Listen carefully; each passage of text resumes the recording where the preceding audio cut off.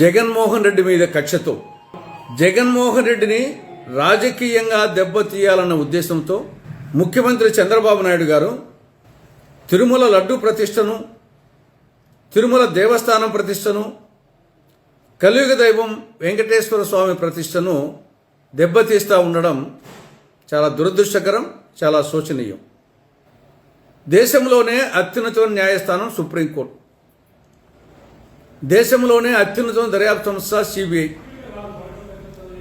CBI ఎవరి ఆధ్వర్యంలో ఉంటుంది? కేంద్ర ప్రభుత్వ ఆధ్వర్యంలో ఉంటుంది, ప్రధానమంత్రి ఆధ్వర్యంలో. కేంద్రంలో ఉండేది ఎవరు? ఎన్డీఏ ప్రభుత్వం. రాష్ట్రంలో ఉండేది ఎవరు? ఎన్డీఏ ప్రభుత్వం.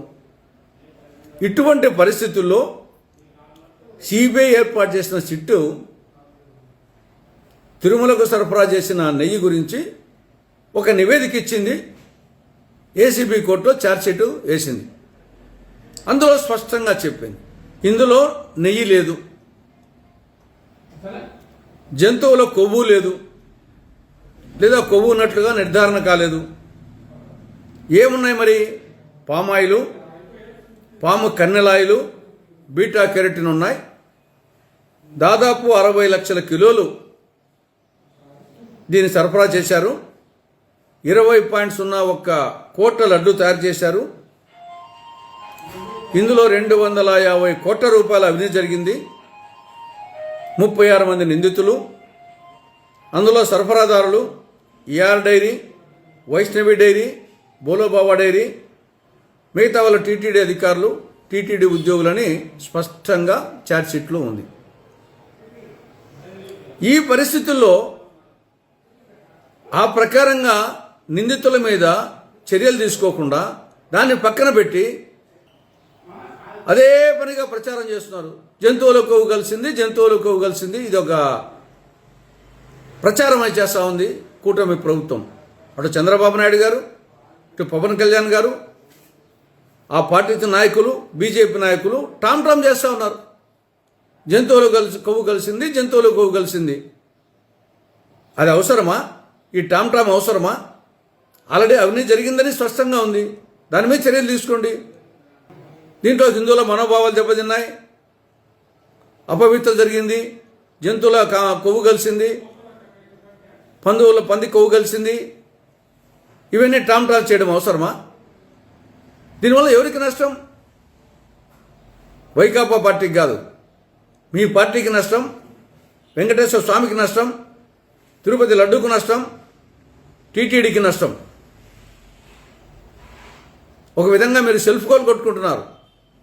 ఇప్పటికైనా ఈ టామ్ మానుకొని సిబిఐ సిట్టి ఇచ్చినటువంటి ఛార్జ్షీట్ ఆధారంగా ఆ నిందితుల మీద చట్టపరంగా చర్యలు తీసుకోవాలని కాంగ్రెస్ పార్టీ కూటమి ప్రభుత్వానికి సూచిస్తూ ఉంది.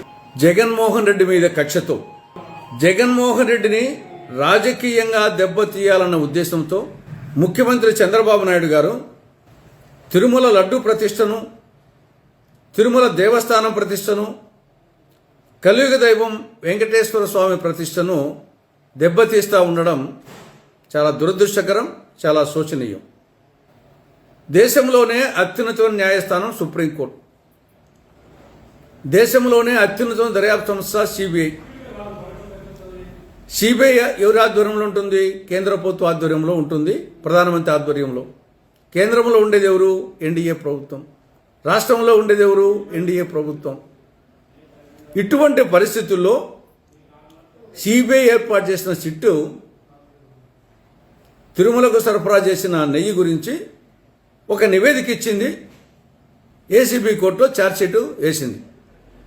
అందులో స్పష్టంగా చెప్పింది, ఇందులో నెయ్యి లేదు, జంతువుల కొవ్వు లేదు, లేదా కొవ్వు ఉన్నట్లుగా నిర్ధారణ కాలేదు. ఏమున్నాయి మరి? పామాయిలు, పాము కన్నెలాయిలు, బీటా కెరటిన్ ఉన్నాయి. దాదాపు 60 లక్షల కిలోలు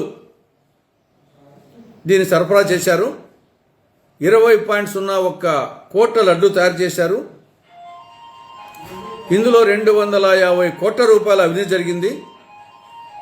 36 మంది నిందితులు, అందులో సరఫరాదారులు ER dairy, Vaishnavi dairy, Bolobaba dairy, మిగతా వాళ్ళ టీటీడీ అధికారులు, టీటీడీ ఉద్యోగులని స్పష్టంగా ఛార్జ్షీట్లో ఉంది.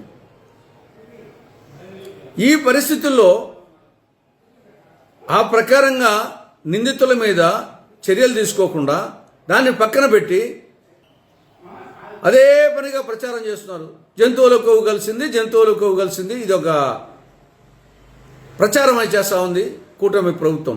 అటు చంద్రబాబు నాయుడు గారు, ఇటు పవన్ కళ్యాణ్ గారు, ఆ పార్టీ నాయకులు, బీజేపీ నాయకులు టామ్ చేస్తూ ఉన్నారు. కొవ్వు కలిసింది. అది అవసరమా? ఈ టామ్ అవసరమా? ఆల్రెడీ అవినీతి జరిగిందని స్పష్టంగా ఉంది. దాని మీద చర్యలు తీసుకోండి. దీంట్లో హిందువుల మనోభావాలు దెబ్బతిన్నాయి, అపవిత్ర జరిగింది, జంతువుల కొవ్వు కలిసింది, పంది కొవ్వు కలిసింది, ఇవన్నీ టామ్ చేయడం అవసరమా? దీనివల్ల ఎవరికి నష్టం?